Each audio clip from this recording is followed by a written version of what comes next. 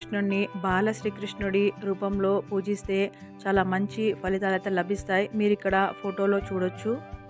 ఈ 2025 సంవత్సరాన శ్రీకృష్ణాష్టమి ఆగస్టు 16వ తేదీన వస్తుంది.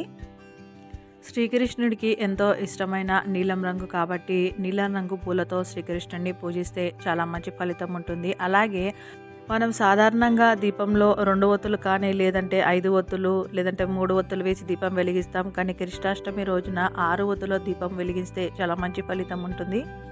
శ్రీకృష్ణుడికి ఎంతో ఇష్టమైంది నీల రంగు కాబట్టి ఆ రోజున నీల రంగు వస్త్రాలు ధరించి నీల రంగు పూలతో ఆ కృష్ణుడిని ఓం శ్రీకృష్ణ పరబ్రహ్మణే నమః అనే మంత్రాన్ని జపిస్తూ శ్రీకృష్ణుడి పటానికి తులసి దళాల్ని సమర్పిస్తూ ఈ విధంగా పూజ చేసినట్టయితే శ్రీకృష్ణుడి అనుగ్రహానికి పాత్రులు కావచ్చు. ఇక నైవేద్యం విషయానికి వస్తే శ్రీకృష్ణుడికి ఎంతో ఇష్టమైన